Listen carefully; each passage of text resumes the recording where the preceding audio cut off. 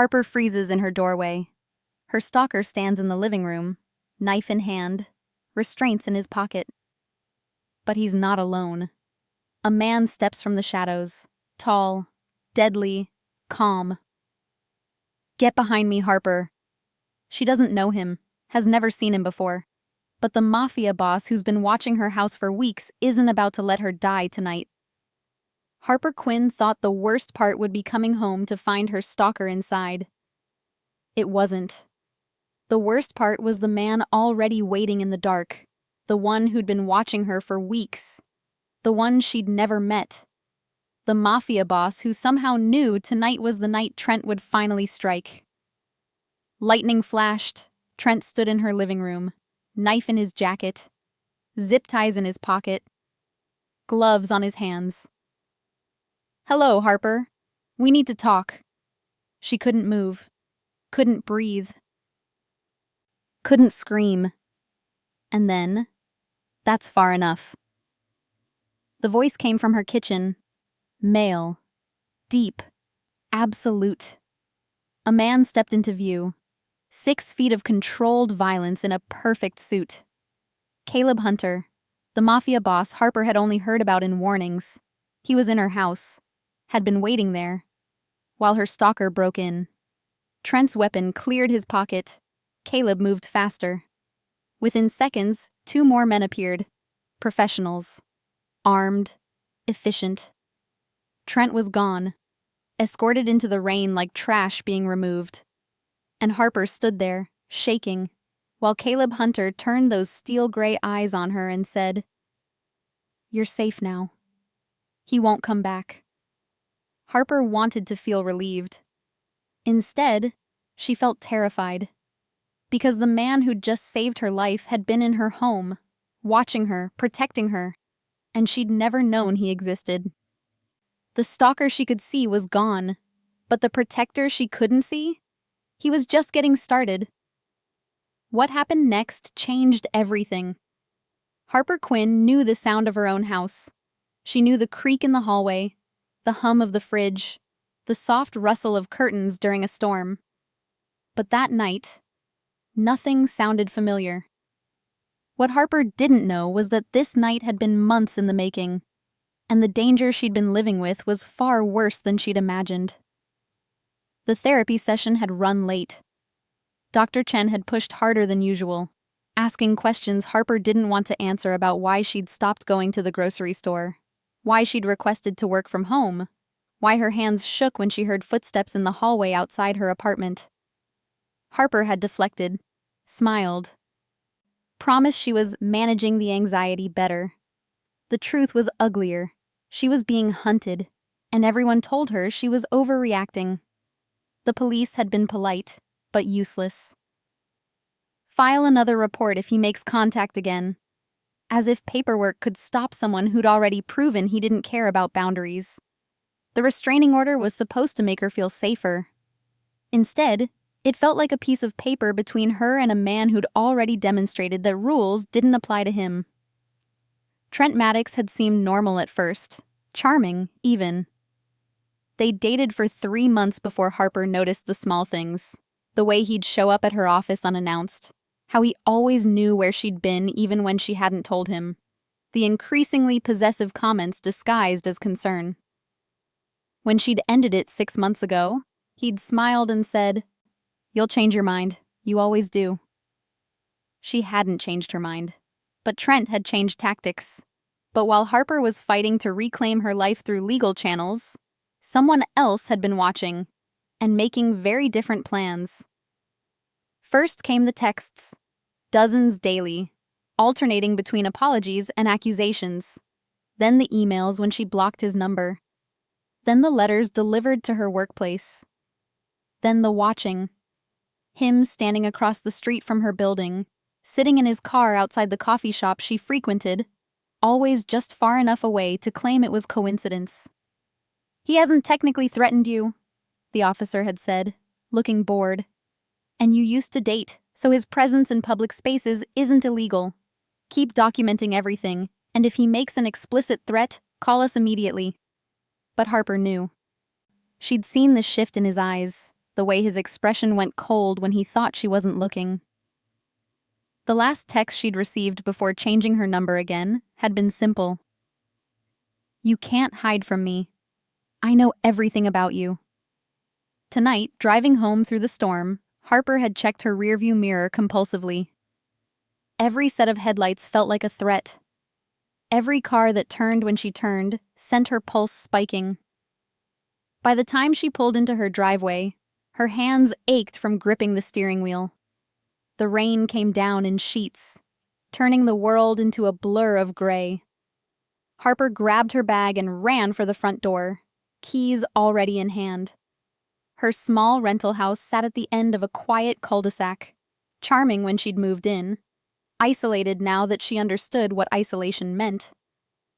The nearest neighbor was 200 feet away, their lights already dark for the night. She fumbled with the lock, rain soaking through her jacket, and finally got the door open. Stepped inside. Closed it behind her with relief. That's when she heard it. What happened in the next 60 seconds would prove that Harper's worst fears weren't paranoia. They were survival instincts that had been right all along. A floorboard shifting.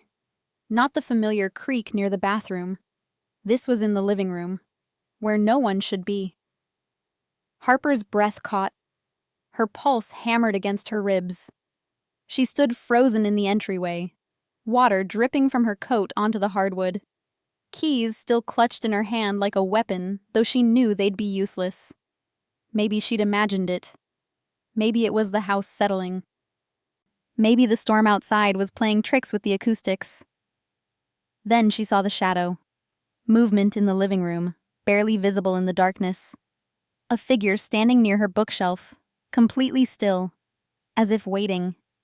Every instinct screamed at her to run, get back in the car, drive to a police station, call 911. But her phone was in her bag, and her bag had slipped from her shoulder when she'd heard the noise, now lying on the floor near her feet. Reaching for it would mean movement, would mean acknowledging what was happening. Harper's mouth opened to scream, but no sound came out. Terror had stolen her voice. Lightning flashed outside, brilliant and sudden. In that split second of illumination, Harper saw him clearly. Trent stood in her living room, hands at his sides, watching her with an expression that made her blood freeze. He wore dark clothes, jeans, a black jacket, gloves. As if he'd planned this, as if he'd known she'd be coming home alone. "Hello, Harper." His voice was conversational, almost friendly. Like they were old friends meeting for coffee instead of him breaking into her home. "We need to talk." Harper's back hit the door. Her hand scrabbled for the doorknob, but her fingers wouldn't cooperate, wouldn't grip, wouldn't turn. "I've been patient," Trent continued, taking a step toward her. "I've given you space, time to realize you made a mistake, but you keep ignoring me. Keep pretending we're not meant to be together. Get out." Harper's voice finally worked, though it came out as a whisper. "Get out of my house right now or I'm calling the police." "No, you're not." Trent's smile was wrong. Too wide, too confident. "Because we both know they won't do anything. They never do. It's just you and me, Harper. The way it's supposed to be." He took another step. Harper pressed harder against the door, her mind racing through options. The kitchen was 15 feet to her left.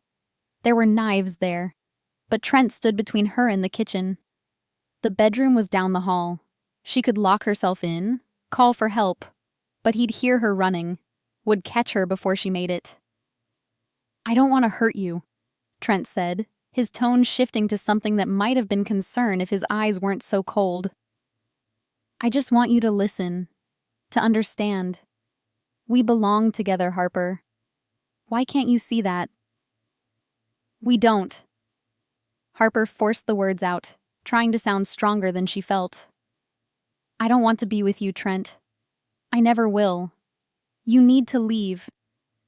Now." His expression darkened. "I said no." Lightning flashed again. Thunder followed immediately. The storm directly overhead now. Trent lunged forward. Harper screamed. But what Harper didn't know was that she wasn't alone, and the man who'd been waiting in the shadows was about to change everything. And then another voice cut through the darkness. "That's far enough." The voice was male, deep, carrying an authority that made the air in the room shift. It came from the kitchen, the direction Harper had been too terrified to look. Trent froze mid-step, his head snapping toward the sound. Harper's eyes followed, heart hammering so hard she felt dizzy. A man stepped into view, emerging from the shadows of her kitchen doorway like he'd simply been waiting for his cue. He was tall, easily over 6 feet, with the kind of build that suggested violence was always an option, but rarely necessary. Dark hair styled precisely despite the late hour. Sharp features that could have been handsome if they weren't currently arranged in an expression of cold calculation. He wore a black suit that fit him perfectly, the kind of tailoring that whispered wealth rather than shouting it. His eyes were the most striking feature, steel gray, catching what little light existed in the room and holding it, assessing everything with a single glance. There was something about the way he moved, economical, controlled, like every motion had been calculated for maximum efficiency. "Who the fuck are you?" Trent's voice cracked, his aggressive stance evaporating. The man didn't answer Trent. Instead, he looked directly at Harper, and his expression softened fractionally, just enough that she could see the person beneath the predator. "Miss Quinn." His voice was quieter now, almost gentle. "I apologize for the intrusion. My name is Caleb Hunter. I've been monitoring your situation." Harper's mind raced, trying to process, trying to understand why a stranger was in her house, why he knew her name, why he was standing in her kitchen like he belonged there. Then the name registered. Hunter. She'd heard that name before, whispered by the owner of the law firm where she did contract work. Whispered with respect and something that might be fear. The Hunter Syndicate controlled half the city's underground operations. Everyone knew it, even if no one talked about it openly. The moment Harper heard that name, she realized her nightmare had just gotten infinitely more complicated, because mafia bosses didn't show up in ordinary people's homes without reason. "You need to leave," Trent said, trying to reclaim some control, but his voice wavered. "This is between me and my girlfriend. It's private." "She's not your girlfriend." Caleb's tone remained conversational, but steel underscored every word. "You broke up 6 months ago. She's filed a restraining order, changed her number, made her position explicitly clear. And yet here you are, in her home, without permission or invitation." "How do you—" Trent started, but Caleb cut him off with a subtle gesture. "I make it my business to know things, especially when they happen in my city." Caleb took a single step forward. Somehow that minimal movement made Trent take 2 steps back. "Now, you have 2 choices. You can leave through the front door right now peacefully, or my associate can escort you through a considerably less pleasant exit. I recommend the first option." For the first time, Harper noticed another man standing just outside her front window, visible through the glass. Broader than Caleb, with the unmistakable bearing of someone who'd been in fights and won them. He didn't move, didn't gesture. His presence alone was message enough. Trent looked between Caleb, the man outside, and Harper. She could see the calculation happening behind his eyes. The realization that he was outnumbered, outmatched, and suddenly very aware of how badly this could go for him. "This isn't over," Trent said, the words directed at Harper even as he started backing toward the door. "We're not done, Harper. You can't just—" "Yes, we are." Caleb's voice dropped lower, taking on an edge that made even Harper's breath catch. And if I see you within 100 feet of Miss Quinn again, you'll discover exactly what done means. Trust me when I say you don't want that education." The threat hung in the air, unambiguous. Trent's jaw worked, fury and fear warring across his features. But survival instinct won. He moved toward the door, giving Caleb a wide berth, his eyes never leaving the Mafia Boss until his hand found the doorknob. "You're making a mistake," Trent said, though it was unclear if he was talking to Harper or Caleb. "The only mistake," Caleb replied, "is you still being in this house. I suggest you correct that. Now." Trent wrenched the door open and stumbled outside into the rain. The man who'd been waiting by the window followed him, a silent shadow ensuring the stalker actually left. The door closed, locked from the outside with a decisive click. And Harper was alone in her living room with a Mafia Boss who'd apparently been in her house the entire time. Caleb turned to face her fully, his expression unreadable. "You're safe now," he said quietly. "He won't come back." Harper's back was still pressed against the door, her legs shaking so badly she wasn't sure they'd support her weight. "How long have you been here?" The question came out as a whisper. "Long enough to ensure you weren't alone when he broke in." Caleb's gaze held hers. "I've been tracking his movements for 3 weeks, Miss Quinn. Tonight was inevitable. The only question was whether you'd face him alone or with someone capable of stopping him. You've been watching me." It should have sounded like an accusation. Instead, it came out as simple fact. "Yes." No hesitation, no apology. "I have." "Why?" Harper's voice broke on the word. "Why would you? I don't understand. I don't even know you." What Caleb was about to reveal would explain everything, and make Harper question whether she'd just escaped one threat only to fall into the hands of another. Something shifted in Caleb's expression. Something that might have been regret, or determination, or both. "You will," he said. "But first, we need to talk about what happens next. Because Trent Maddox isn't working alone, and the threat to your life didn't end when he walked out that door." Harper stared at him. At this dangerous stranger who'd been in her home, who'd saved her life, who apparently knew things about her situation that she didn't know herself. And she realized with crystal clarity that her quiet, careful life had just ended. The question was whether Caleb Hunter was her salvation or a new kind of danger. Based on the look in his eyes, Harper suspected it might be both. Harper's legs finally gave out. She slid down the door until she was sitting on the floor, her breath coming in short, painful gasps that didn't seem to bring enough oxygen.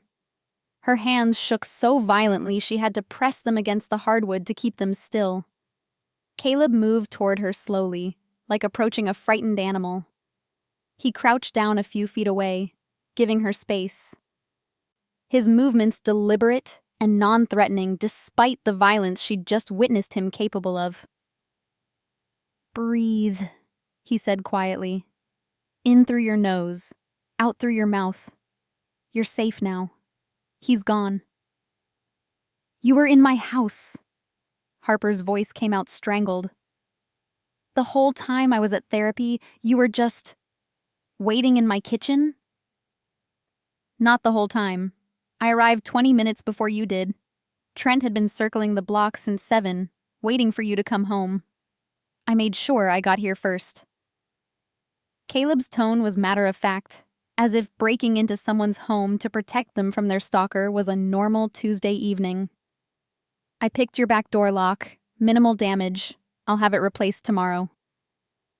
The casual admission should have terrified her. Instead, Harper felt a hysterical laugh building in her chest.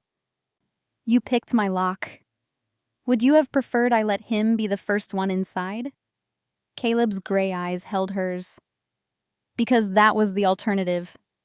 He had a knife, Harper, in his jacket pocket, along with zip ties and duct tape.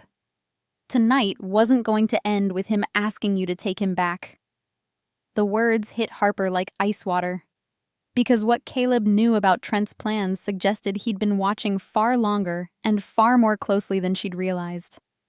The words hit like ice water. Harper's stomach turned, bile rising in her throat. How do you know that? Because I searched him before you arrived, while he was waiting in your living room, thinking he had all the time in the world.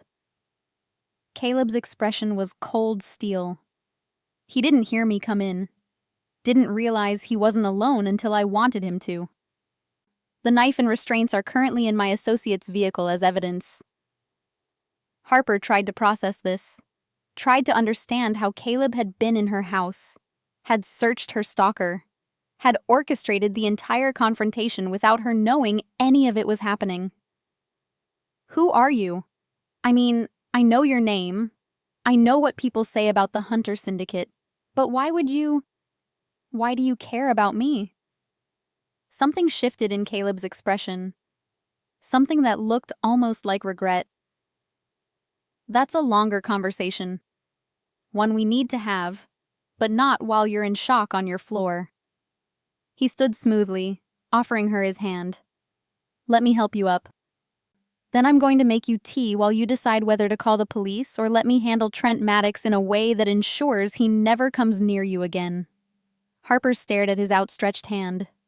Everything in her therapy, every article she'd read about domestic violence and stalking, said to trust the authorities, to document everything, to follow legal channels.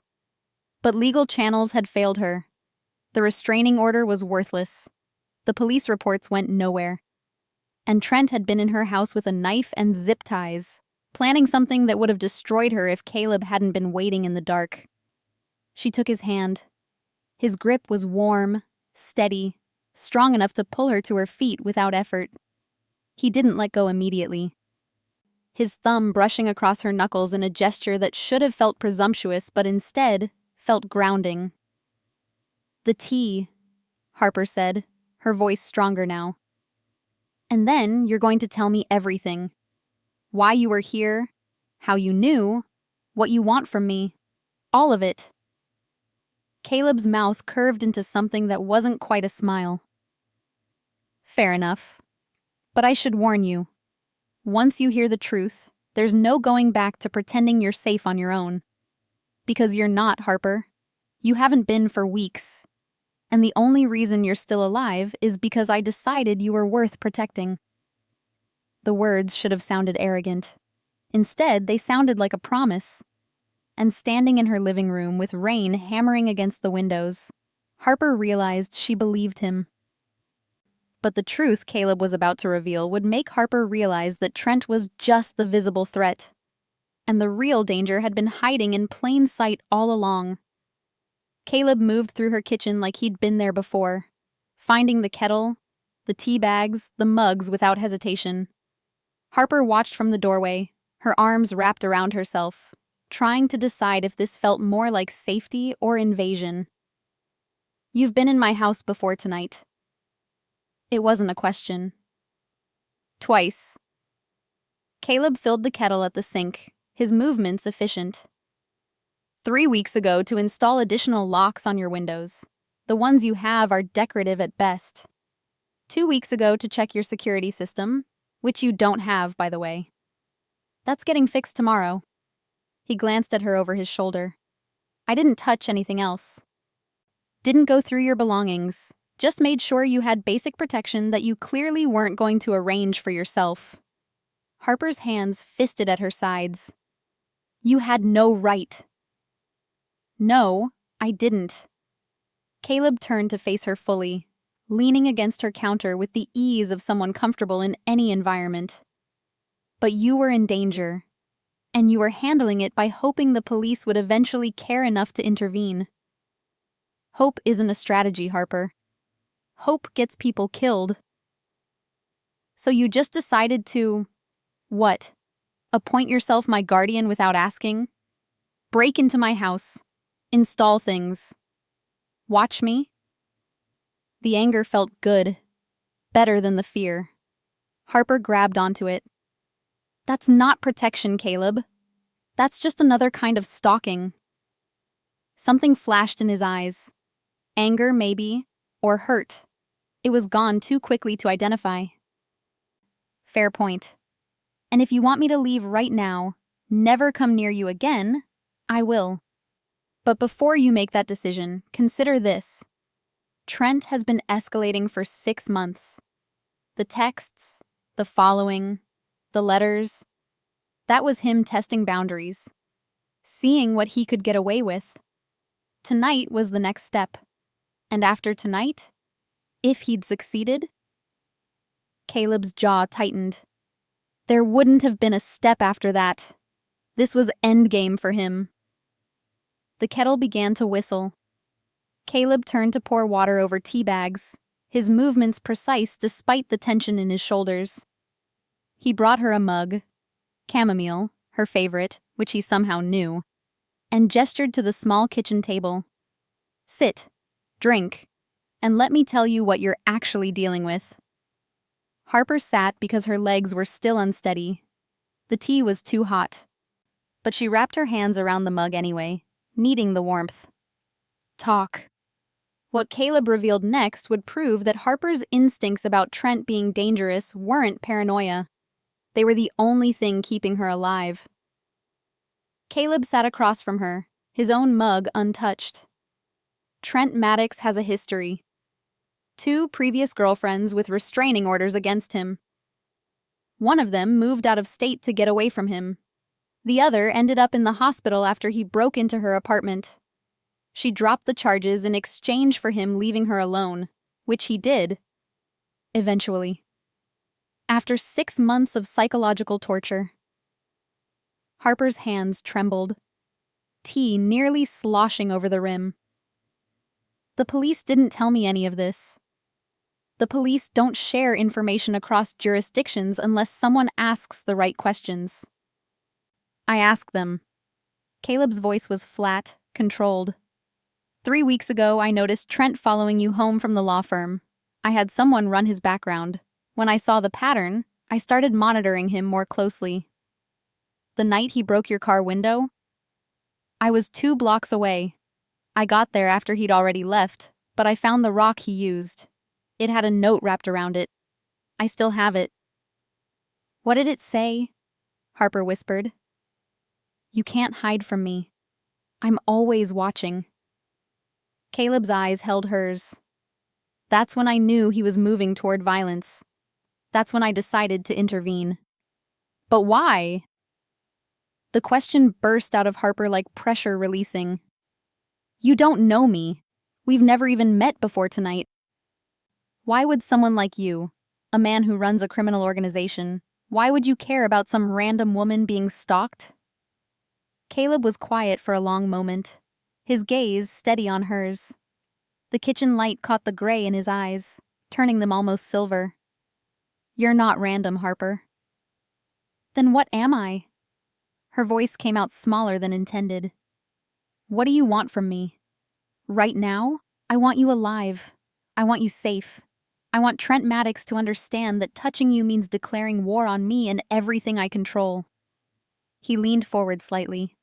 What I want from you is permission to finish what I started, to make sure he never comes near you again, and to keep protecting you until the threat is completely neutralized. And after that, Harper searched his face for ulterior motives, for the catch. When the threat is gone, what happens then?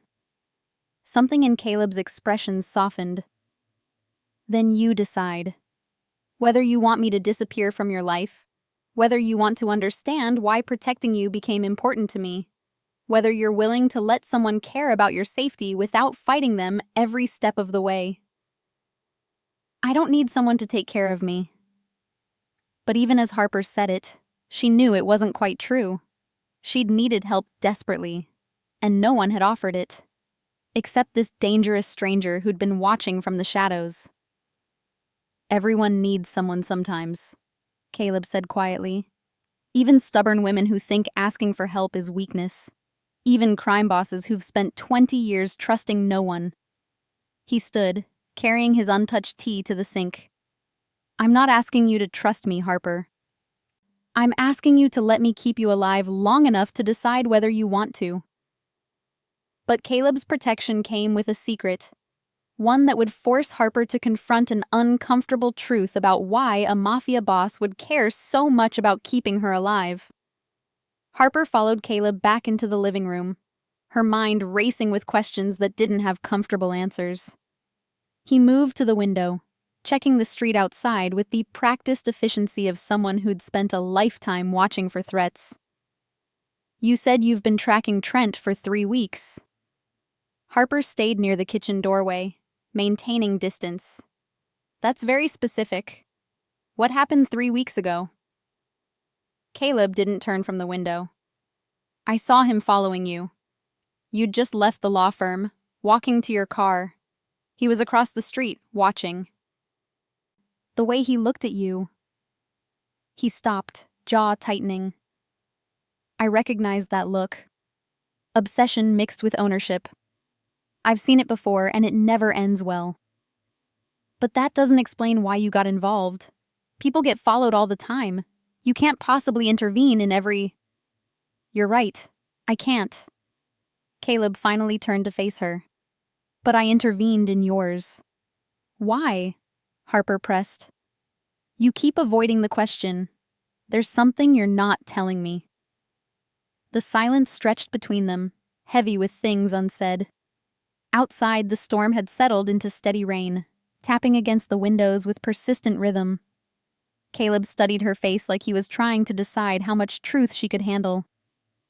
What Caleb revealed next would connect Harper to a danger she never knew existed, and explain why her simple act of doing her job had painted a target on her back. 6 months ago, he said finally, you translated a contract for a real estate deal, commercial property downtown. The building owner was selling to a development company. Harper frowned, trying to remember. She'd translated dozens of contracts in the past year. I do a lot of translation work. I don't see... The contract was fraudulent. The development company was a front for a money laundering operation. The building owner was being coerced into selling by people who would have killed him if he refused. Caleb's voice was measured, careful. You noticed discrepancies in the Italian, clauses that didn't match the English version, financial terms that didn't make sense. You flagged them in your notes to the law firm. Memory clicked into place. Harper had noticed something odd about that contract, language that seemed deliberately obscure. She'd mentioned it to her supervisor, who'd thanked her and said they'd look into it. She'd never heard anything more about it. I don't understand what that has to do with... The law firm sent your notes to their client. The building owner used them to back out of the deal, exposed the fraud. The people running the operation lost millions. Caleb moved closer, his expression intense. Those people wanted revenge. They wanted to know who'd ruined their deal, and they found out your name. Harper's breath caught. You're saying I was targeted because I did my job? I'm saying you accidentally interfered with a criminal operation that didn't take kindly to interference. They sent people to look into you, to find leverage, to figure out how to silence you.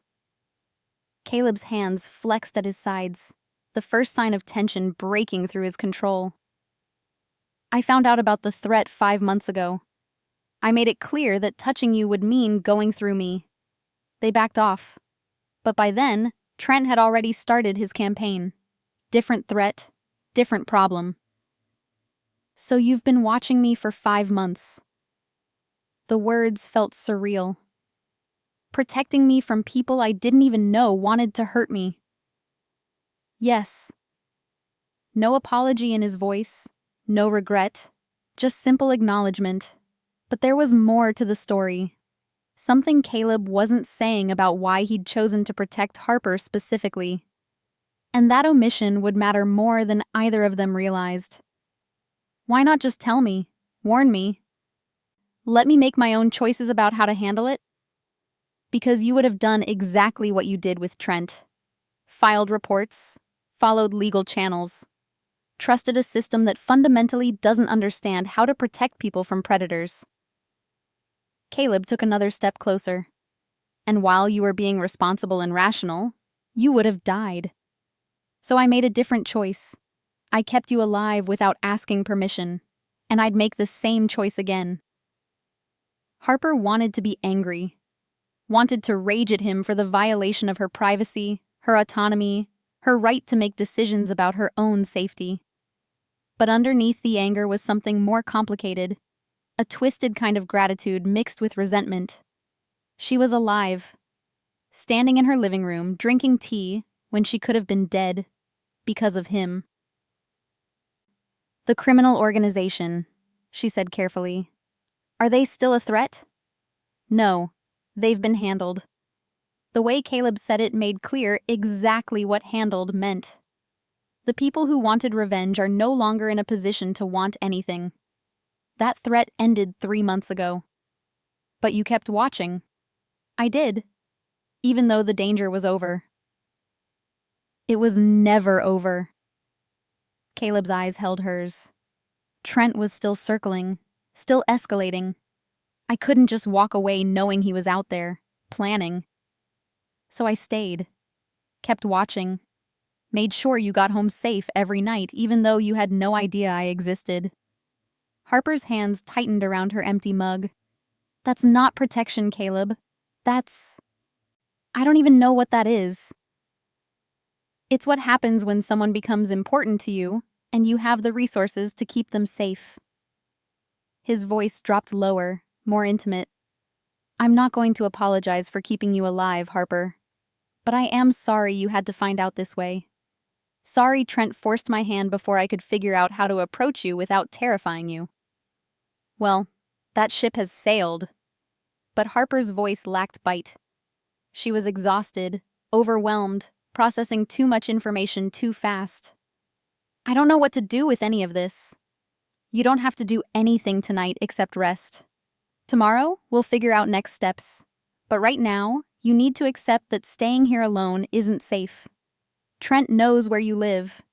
He's been inside, and he's not stable enough to make rational decisions about backing off, no matter how badly I scared him. So what, I'm supposed to just leave? Go to a hotel? Hide? The frustration bubbled up, hot and sharp. I'm tired of running, Caleb. I'm tired of being afraid. I want my life back. Then let me give it to you.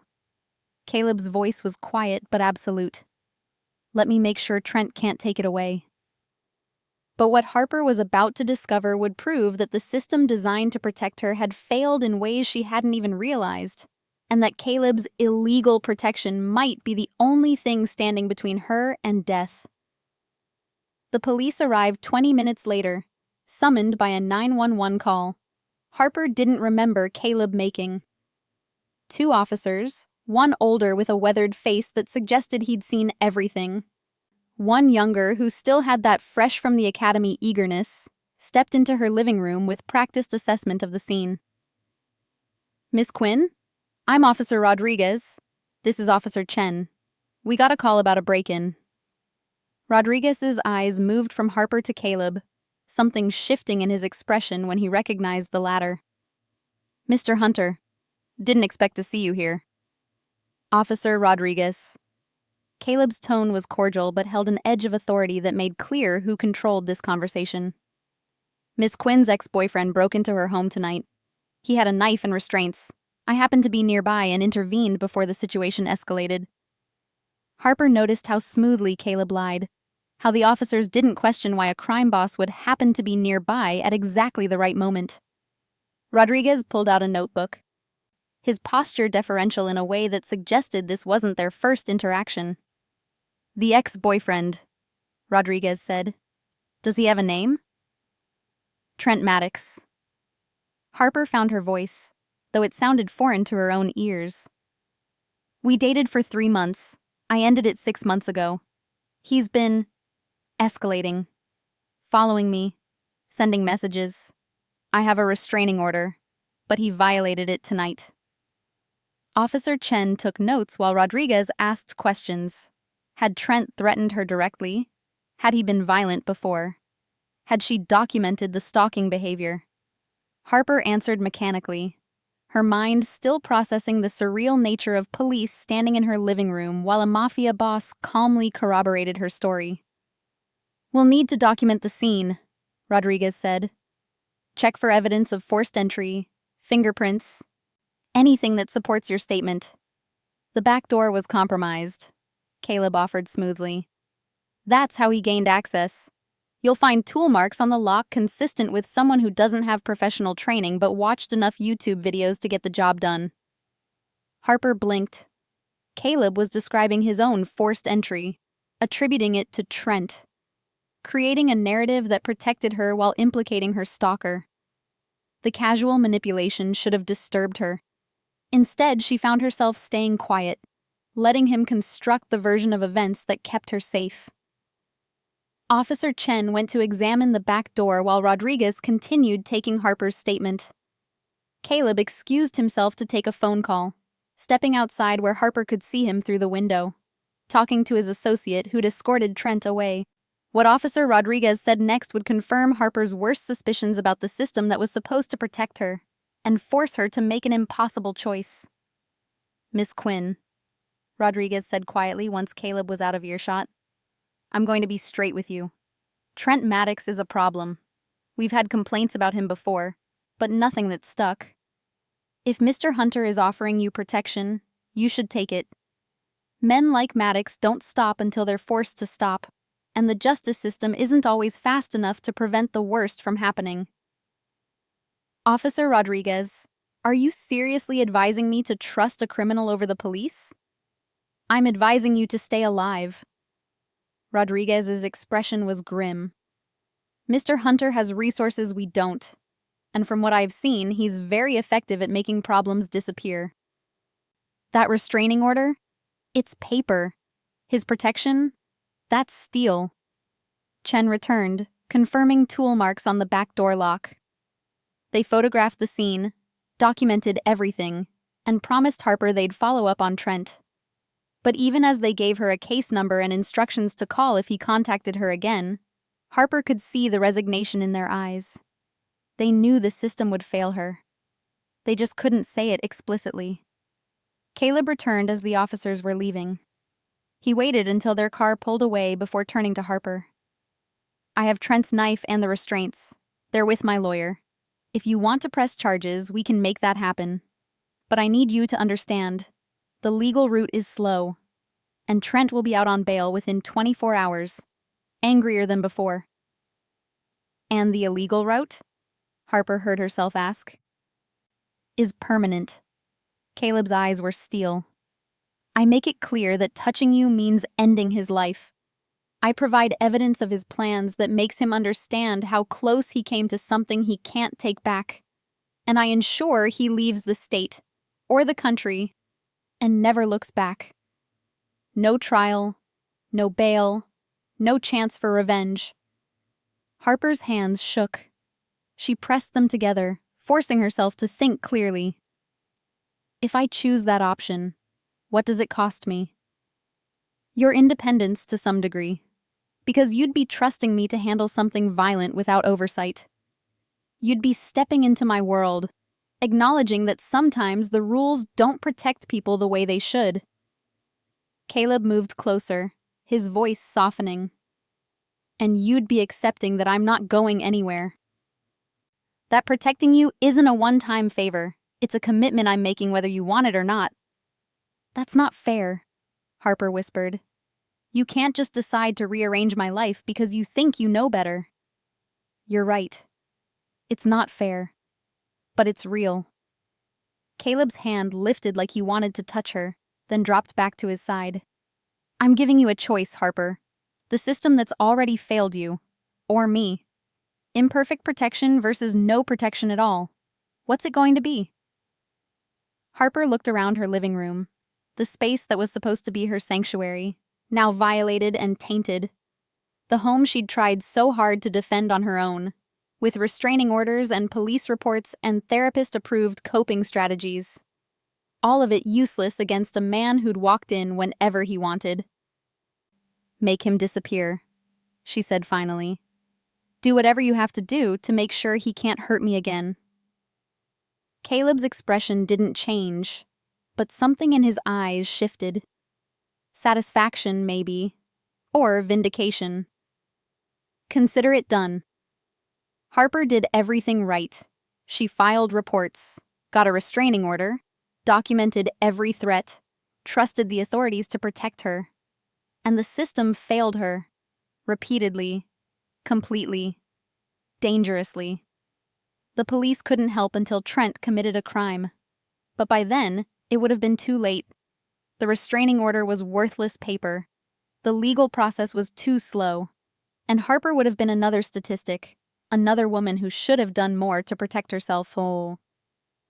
If you've ever felt helpless watching the system fail someone you love, if you've ever been told your fear isn't evidence enough, if you've ever wondered why we tell victims to trust a process that moves slower than the threats against them, leave a comment below. This is Harper's impossible choice. Accept protection from a criminal, or trust a system that's already proven it can't save her. Sometimes the law isn't enough. Sometimes survival requires choices that shouldn't have to be made. Subscribe if you believe victims deserve better than paperwork and empty promises. Because what happens next will prove that safety doesn't always come from following the rules. Sometimes it comes from someone willing to break them. But accepting Caleb's protection would mean surrendering control, and Harper was about to discover just how much independence she'd have to sacrifice to stay alive. 3 hours later, Harper sat at her kitchen table watching Caleb coordinate her life with the efficiency of a military operation. He'd made 6 phone calls since she'd given him permission, each one brief and coded, orchestrating resources she couldn't fully understand. "Pack a bag," he said, pocketing his phone. "Enough for a week. You're not staying here tonight." "I can go to a hotel." "No." The word was absolute. Hotels have registers, security that can be bribed, locations that can be tracked. You're staying somewhere Trent and anyone he might know can't find you. "Your penthouse." Harper said it flatly, already knowing the answer. "My penthouse." Caleb leaned against her counter, arms crossed. "It's secure, private, and I can personally ensure nothing happens to you there." "You mean you can personally keep me prisoner there?" Harper stood, her exhaustion morphing into anger. "This is exactly what I was afraid of. I give you an inch, and you take complete control of my life. Where I sleep, where I go, who I see. I'm not controlling you, Harper. I'm protecting you. There's a difference. Is there? Because from where I'm standing, it looks identical." She moved toward him, tired of feeling small and helpless. "I spent 6 months with Trent. 6 months of him deciding what I wore, where I went, who I talked to. It started as concern. I just want you safe, babe. I just worry about you. And it ended with me afraid to check my own mail. So forgive me if I'm a little sensitive to men who think they know what's best for me." Harper's words hit a nerve, because the line between protection and control was thinner than either of them wanted to admit. Caleb's jaw tightened, but his voice remained controlled. "I am nothing like Trent Maddox. Aren't you? You broke into my house. You've been watching me without permission. You're making decisions about my safety without consulting me. How is that different?" "Because I actually want you to be free." Caleb pushed off the counter, closing the distance between them in 2 strides. "Trent wanted to own you, to control you, to make you small enough to fit in the box he'd built. I want you safe enough to live your life without fear. That's the difference. And if you can't see it, you're not paying attention." Harper held her ground even though he was close enough that she could feel the heat radiating off him. "Then prove it. Give me a choice. Let me decide where I stay and how I handle this." "Fine."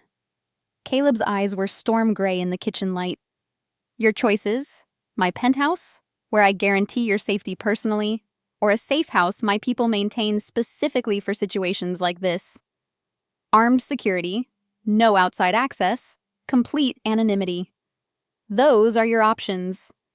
Your apartment is not on the list because it's compromised, and anyone with moderate resources could find you here. Those aren't real choices. That's just you giving me the illusion of control. Welcome to reality, Harper. Sometimes there are no good choices, just less terrible ones. Caleb's voice dropped lower, more intense. You want independence? I respect that. You want to make your own decisions? Admirable. But you don't get to make decisions that end with you dead because you are too stubborn to accept help. That's not independence. That's suicide with extra steps. Harper's hands fisted at her sides. You're impossible. I'm realistic. There's a difference. Caleb stepped back, giving her space. I know this isn't what you want. I know every instinct you have is screaming at you to fight me, to prove you can handle this alone. But you can't. Trent is dangerous, he's unstable, and he's already proven he'll escalate. Letting you stay here isn't protecting your independence. It's enabling your death. And I won't do that. The words hit hard because they were true. Harper had been pretending for months that she could manage this on her own. That if she just followed the rules, stayed vigilant, trusted the system, eventually Trent would give up or face consequences. But the system had failed, her vigilance wasn't enough, and Trent had walked into her home with restraints and a knife. I hate this, she whispered. I know. Caleb's voice softened fractionally. But hate me from somewhere safe. Hate me while you're alive. We'll work on trust later. Harper closed her eyes, exhaustion finally winning over stubbornness. The safe house or your penthouse? Safe house has better security, but my penthouse has me. He waited, letting her make the choice. Your call. Harper thought about being alone with armed strangers in a location she didn't know, versus being with Caleb, dangerous, controlling, impossible Caleb, in a place where at least she'd know who was watching her. Your penthouse, she said finally. But I want ground rules. I'm not your prisoner. I'm not your responsibility. I'm a person who temporarily needs help, and when this is over, I get my life back. Understood? Something that might have been respect flickered across Caleb's face. Understood. Now pack your bag before I pack it for you, because that would definitely violate the not controlling you agreement. But what Harper discovered at Caleb's penthouse would force her to confront an uncomfortable truth. Safety felt dangerously close to something else entirely. Caleb's penthouse was everything Harper expected and nothing she was prepared for. Floor-to-ceiling windows overlooking the city. Furniture that whispered wealth rather than shouted it. Art that probably cost more than her annual salary. And security that would make a government building jealous. Cameras, reinforced doors, panic rooms that Caleb showed her with the casual efficiency of someone who'd needed them before.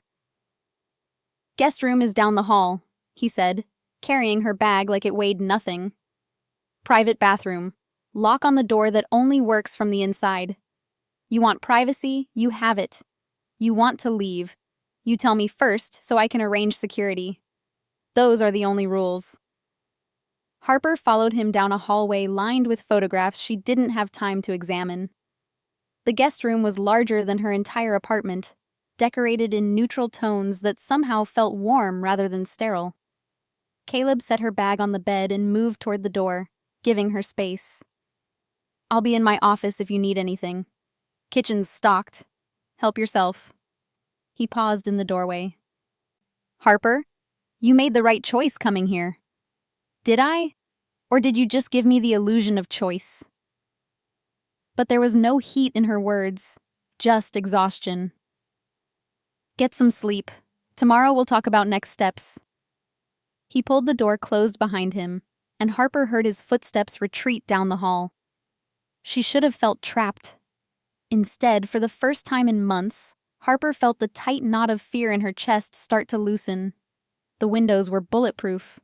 The doors were secured. And somewhere in this penthouse was a man who'd proven he'd stand between her and danger without hesitation. It wasn't freedom, but it was the closest thing to safety she'd felt in 6 months. Harper unpacked mechanically, her mind still processing everything that had happened. Trent in her living room, Caleb emerging from the shadows. The choice she'd made to let a criminal handle something the law couldn't. The realization that her life would never be the same simple, quiet existence she'd built so carefully. A knock on the door made her jump. "It's me," Caleb's voice came through the wood. "I'm leaving food outside the door. You haven't eaten since before your therapy session. Don't argue, just eat." Harper opened the door to find a tray with soup, bread, and tea. Caleb was already walking away, giving her privacy she hadn't asked for but appreciated. She brought the tray inside, sitting on the bed to eat, and found herself reviewing every interaction with him, looking for the ulterior motive, the hidden agenda, the moment when protection would shift into possession. But it didn't come.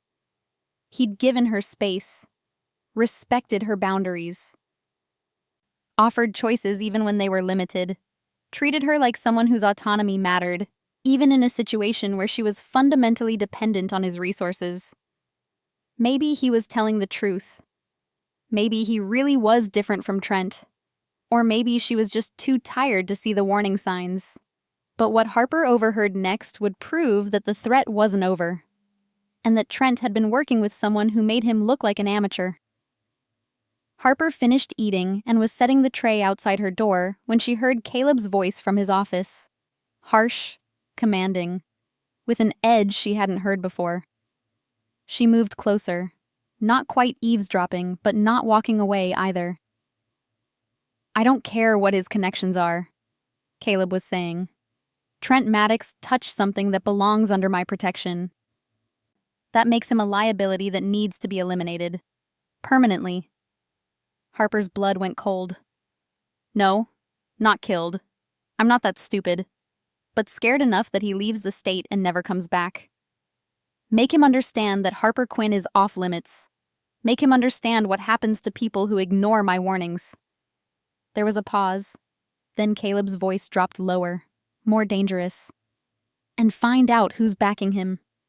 Because someone with resources has been helping him track her. Someone who knew her schedule, her routines, her vulnerabilities. Trent's too stupid to orchestrate this alone. Find out who his partner is." Harper stepped back from the door, her heart racing. Partner. Trent wasn't working alone. Someone else had been helping him stalk her, had been providing intelligence, had been coordinating his escalation. The threat wasn't over. It had just gotten more complicated.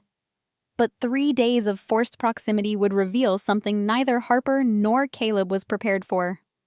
The line between protection and possession was dangerously easy to cross, and even harder to uncross. Harper woke to sunlight streaming through unfamiliar windows, and a moment of disorientation before memory crashed back. Caleb's penthouse. Trent breaking into her house. The choice she'd made to let a criminal protect her because the law had failed. She found Caleb in the kitchen, making espresso with the focus of a man performing a sacred ritual. He was dressed more casually than last night. Dark jeans, a gray Henley that showed off the kind of build that came from functional strength rather than vanity. His hair was slightly mussed, suggesting he'd actually slept. And there was something almost domestic about finding him making coffee at 7 in the morning. "Sleep okay?" He handed her a cup without asking if she wanted one. "Better than I have in months." Harper took the espresso, grateful for the caffeine and the excuse to do something with her hands. "I overheard you last night, on the phone, about Trent having a partner." Caleb's expression didn't change, but something in his posture shifted. "You were listening?" "I wasn't trying to.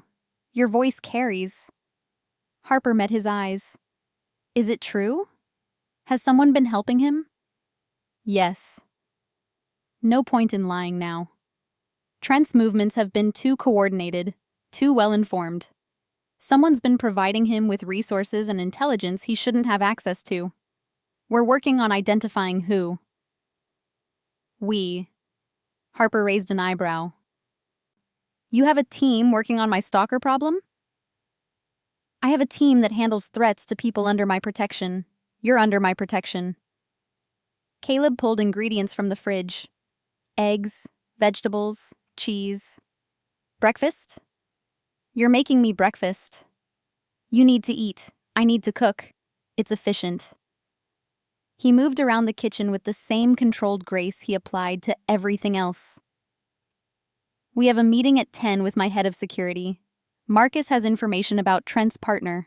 After that, you can decide next steps. What Marcus would reveal would shatter Harper's sense of safety in ways she never anticipated, because the threat had been hiding inside her own workplace all along. Harper watched him cook, trying to reconcile this domestic version of Caleb Hunter with the man who'd calmly threatened her stalker and orchestrated her protection like a military operation. This is surreal. Which part? The Mafia Boss making you omelets, or the realization that you're attracted to him despite knowing better? Caleb's voice was casual, but his eyes held challenge. Harper nearly choked on her espresso. Excuse me? I'm observant. It's how I've stayed alive this long. He plated the omelets with professional precision, setting one in front of her. You look at me like you can't decide if you want to hit me or kiss me. Usually both at the same time. It's distracting. Your ego is incredible. But Harper's cheeks were warm, and they both knew he wasn't wrong. My ego is accurate. There's a difference. Caleb sat across from her with his own plate. For what it's worth, the attraction is mutual.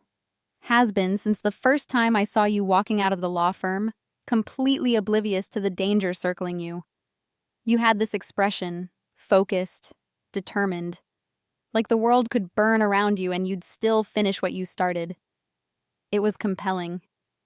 Harper stared at him. You've been attracted to me for 5 months? Longer, but who's counting? Caleb took a bite of omelet, completely unbothered by the confession. Doesn't change anything. You're under my protection because you're in danger, not because I want something from you. The attraction is secondary to keeping you alive. That's not reassuring. It's honest. Would you prefer I lied? Harper picked at her food, her appetite warring with curiosity. What happens if if this thing between us? She stopped, frustrated with her inability to articulate the question. If we act on it? Caleb finished for her. Then we do. And we deal with the complications later. Or we don't act on it, and we deal with the tension until it's not a factor. Your choice. But I'm not going to pretend I don't notice you. That would insult both of us. The directness should have been uncomfortable.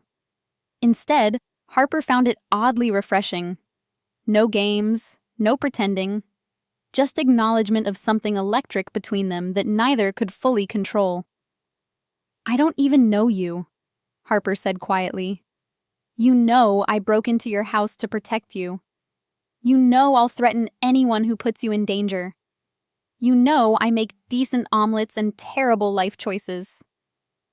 Caleb's smile was slight but genuine. That's a start.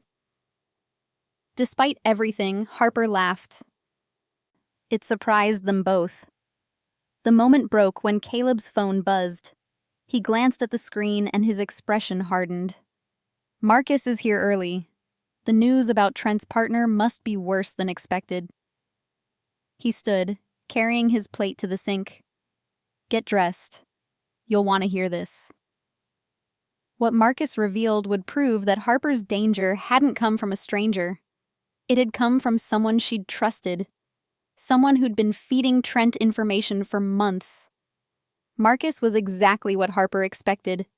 6'3", built like a tank, with eyes that had seen too much violence and a handshake that could crush bones but didn't.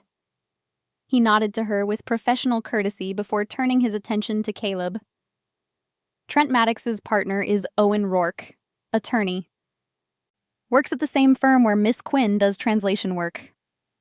Marcus pulled out a tablet, showing them surveillance photos. He's been feeding Trent information about her schedule, her projects, her movements. They're cousins. Owen thinks Trent's entitled to whatever he wants, and Miss Quinn's interference with his relationship is unjust. Harper felt sick. Owen Rourke. She knew that name. Had translated documents for his cases. Had smiled at him in the break room. Had trusted him with her schedule because he was a colleague, not a threat. How long? Caleb's voice was ice. 4 months. Since shortly after Miss Quinn got the restraining order. Owen's been the intelligence source. Trent's been the action. Marcus swiped to another image. Trent and Owen at a bar, talking intently. Owen also helped Trent track down Miss Quinn's new phone number and address after she moved. He's been actively enabling the stalking. Jesus. Harper sat heavily on Caleb's couch, her hands shaking. I worked with him. I trusted him. People are good at hiding what they don't want you to see. Caleb moved to stand behind her, his hand landing on her shoulder. Grounding. Steady. Marcus, what's Owen's current status? Under surveillance. We're documenting everything. The question is how you want to handle this. Owen's got legal protection Trent doesn't. Taking action against an attorney brings scrutiny we usually avoid. I don't care about scrutiny. I care about Harper's safety. Caleb's hand tightened fractionally on her shoulder. If Owen's been feeding Trent information, he knows she's gone. He'll be looking for her. And he's got the resources to actually find her. Harper's head snapped up. He's going to tell Trent where I am? Not if we handle it correctly. Marcus's expression was grim. But yes, that's the concern. Owen's got access to financial records, property databases, resources that make finding people his profession. If he's motivated enough, and helping his cousins seems to be strong motivation, he'll track her location eventually. What Caleb decided next would prove that his protection wasn't just about keeping Harper alive. It was about ensuring she kept everything she'd built, including her career and her dignity. Then we cut off his access. Caleb pulled out his phone.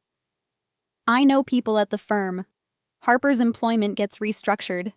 She works remotely through a different department. Owen never sees her. Never gets information about her projects. Never has reason to interact with her. I could just quit, Harper said quietly.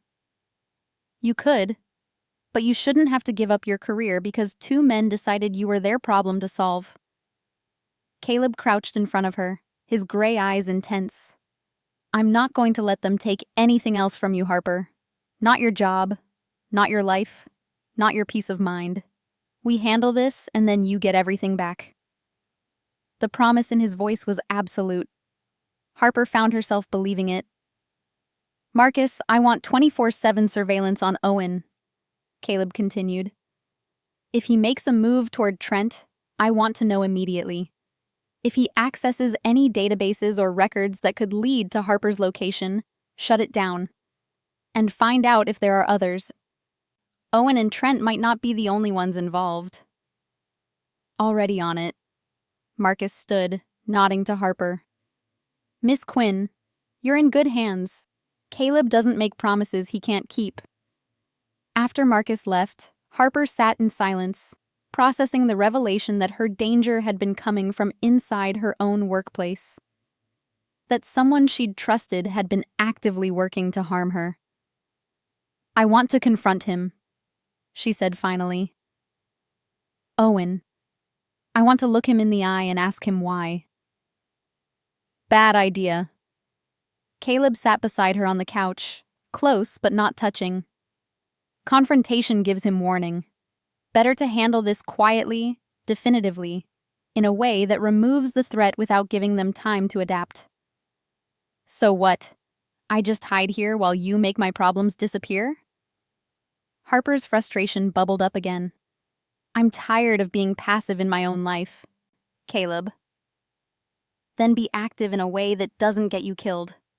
Help Marcus track Owen's movements. Work with my people to secure your digital footprint. Take self-defense training so if someone gets through our security, you're not helpless. Caleb turned to face her fully. There are ways to reclaim power that don't involve walking into danger unprepared. Harper considered this. He wasn't wrong. She'd spent months feeling helpless, reactive, waiting for Trent to make his next move. Maybe there was strength in preparation rather than confrontation. The self-defense training, she said. Can you teach me? Something shifted in Caleb's expression. I can, but fair warning, I don't go easy just because you're learning. You want to be able to defend yourself? I'll make sure you can. It won't be comfortable. Good. I'm done with comfortable. Comfortable got me a stalker and a criminal protector. Harper met his eyes. When do we start? Right now. Caleb stood, offering his hand. Let's see what you're working with. But the physical contact between them would ignite something neither could ignore. A tension that had been building since the moment Caleb stepped out of Harper's kitchen shadows. The physical contact as he pulled her up sent electricity through her palm. From the way Caleb's eyes darkened, he felt it too. The air between them shifted, charged with something neither could ignore. Harper, he said quietly, his hand still holding hers. This thing between us, we can't act on it. Not while you're dependent on my protection. The power dynamic is too uneven.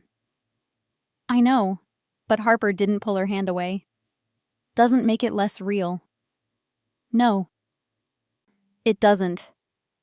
Caleb released her hand with obvious reluctance. Which is why we focus on getting you safe. Everything else waits. It was the right decision. The ethical decision. The decision that respected her autonomy even when every instinct was screaming at them both to close the distance. Harper nodded and followed Caleb to his private gym, trying not to notice how her skin still tingled where he'd touched her. But 3 days later, the threat would escalate in ways neither Harper nor Caleb anticipated, proving that even the best protection couldn't prevent determined enemies from striking. The attack came 3 days later. Harper had been working remotely from Caleb's penthouse, translating contracts while he worked in his office, both of them maintaining a careful distance that felt increasingly artificial. The tension between them had grown rather than diminished, charged glances and accidental touches building into something neither could fully suppress. She was making coffee when she heard it. A crash from Caleb's office. Sounds of struggle, his voice sharp with command.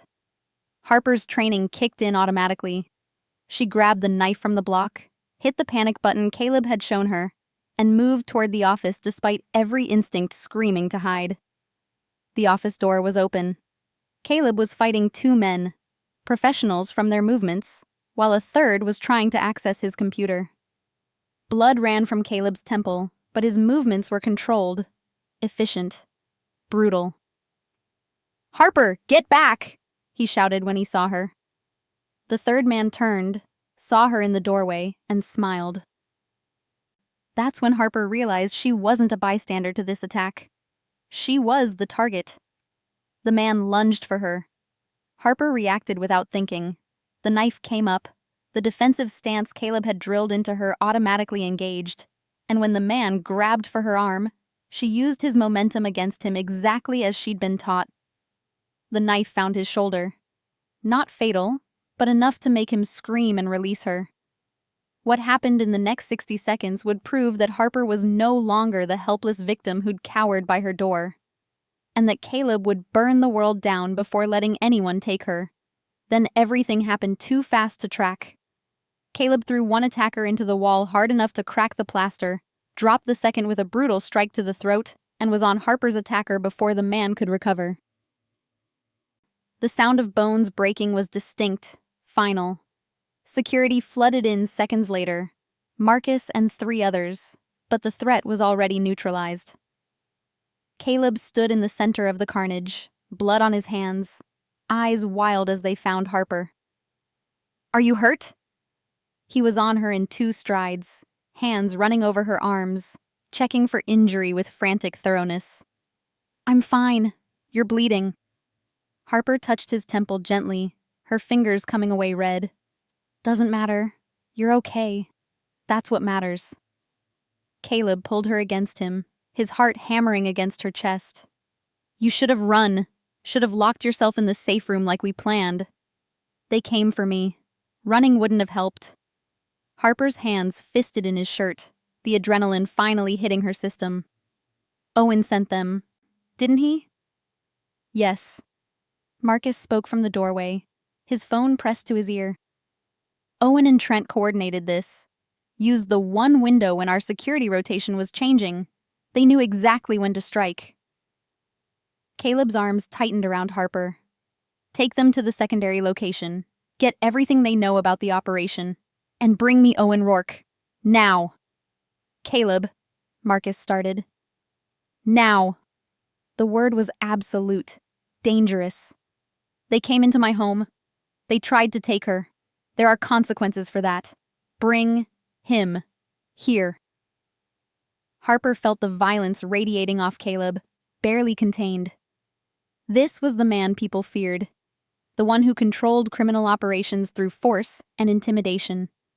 And he was holding her like she was the only thing keeping him from exploding. "Harper." His voice was rough against her hair. "I need you to go to your room. What happens next? You don't need to see it." But Harper had made a decision. She was done being protected from reality. If she was going to live in Caleb's world, she needed to understand what that truly meant. "No." Harper pulled back enough to meet his eyes. "You don't get to protect me from reality anymore. These men came for me. Owen helped them. I deserve to be part of how this ends." "Harper, I'm not running anymore." She held his gaze. "I'm not hiding. I'm not pretending violence doesn't touch my life when it's been circling me for months. If you're going to confront Owen, I'm going to be there. That's non-negotiable." Something in Caleb's expression shifted. Pride, maybe? Or respect? "All right, but you stay behind me. And if I tell you to leave, you leave." "Understood?" "Understood." Marcus returned 20 minutes later with Owen Rourke in restraints. The attorney looked significantly less composed than the last time Harper had seen him at the firm. His suit was rumpled, his face pale, and when he saw Harper standing beside Caleb, something like fear flashed in his eyes. "You have exactly one chance to explain why I shouldn't kill you right now," Caleb said, his voice conversational despite the threat. "I suggest you use it well." Owen swallowed hard. Trent's family. He needed help. Harper ruined his life. Harper ended a relationship that was making her miserable. Harper interrupted, stepping forward despite Caleb's protective gesture. "That's not ruining someone's life. That's exercising basic autonomy. And you used your position, your access, your professional resources to help him stalk me. Why?" "Because he loved you." Owen's voice cracked. "Because he deserved a second chance. And you were being unreasonable." "I was being stalked." Harper's voice rose. "He followed me. Threatened me. Broke into my home with restraints and a knife. That's not love. That's obsession. And you enabled it. You made it possible." Owen looked away, unable to hold her gaze. "Here's what's going to happen," Caleb said quietly. "You're going to give us everything. Every detail of how you helped Trent. Every resource you used. Every person you contacted. And then you're going to disappear. Leave the state. Change your name. Start over somewhere far from here. Because if I ever see you again, if I ever hear that you've contacted Trent or Harper or anyone connected to this situation, what happened to your cousin will look merciful compared to what I do to you." What did you do to Trent? Owen whispered. Made him understand that some lines shouldn't be crossed. He's currently recovering in a hospital 3 states away, where he'll remain until he's well enough to face charges for breaking and entering, stalking, and attempted kidnapping. Caleb's smile was cold. He'll be in prison for a long time, and you'll be gone. Those are your only options.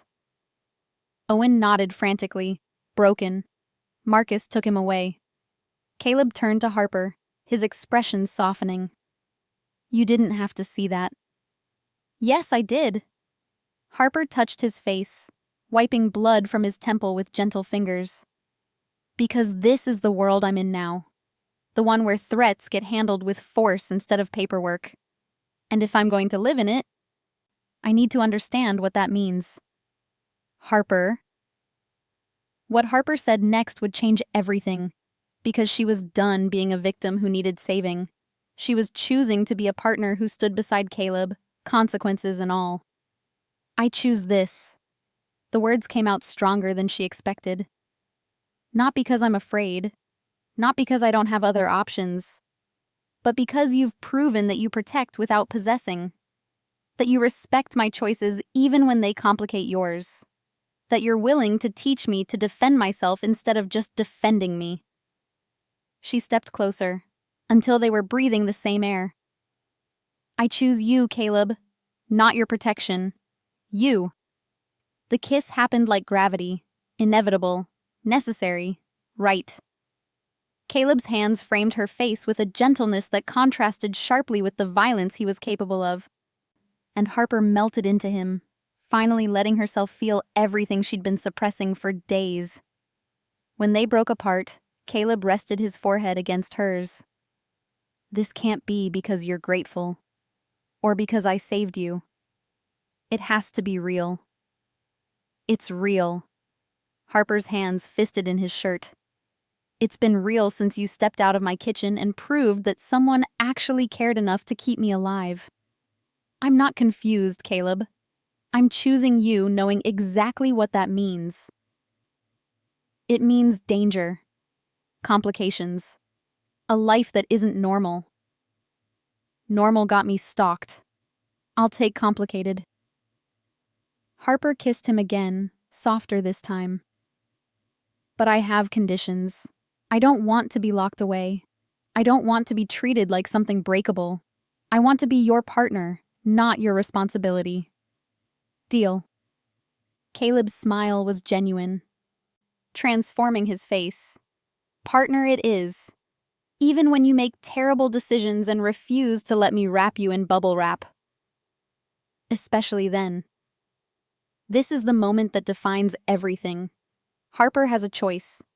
Stay hidden and safe, or stand beside someone dangerous and build something real. For months, she tried to do everything right, followed the rules, trusted the system, believed that being a good victim would keep her safe. It didn't. The restraining order failed. The police failed. The system that should have protected her left her to face Trent alone. But Caleb didn't. And now Harper's choosing not because she's grateful, not because she's dependent, but because she's done being someone who needs rescuing. She's choosing to be someone who stands her ground, even when that ground is dangerous. If you've ever had to choose between the safe path that leads nowhere and the dangerous path that leads to something real, if you've ever had to decide whether protecting yourself means staying small or stepping into your power, leave a comment below. This is Harper's real villain, the belief that safety requires surrender. That protection means giving up control, that you can't be both protected and powerful at the same time. Subscribe if you believe strength isn't about standing alone. It's about knowing when to stand beside someone who'll fight for you while you learn to fight for yourself. Because what comes next proves that partnership doesn't mean losing yourself. It means becoming someone stronger than you were before. They stood in his blood-spattered office, holding each other while security cleaned up the aftermath of violence. And Harper realized something profound. Safety wasn't about hiding from the world. It was about finding someone willing to face it beside you. "What happens now?" she asked. "Now? We live. You go back to work. I handle my business. We figure out what a relationship looks like when one person runs a criminal organization and the other translates Italian legal documents." Caleb pulled her closer, and we stop letting fear dictate our choices, starting with this. He kissed her again, and Harper kissed him back, finally allowing herself to believe that protection and love could coexist. That choosing safety didn't mean sacrificing autonomy.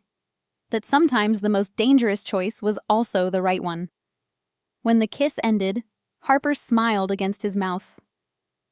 "You know the therapy bills from all this are going to be extensive." Caleb laughed. A real laugh, warm and unguarded. "I'll cover them. Consider it part of the protection package." Such a generous mafia boss. "Only for you." He traced her cheek with his thumb.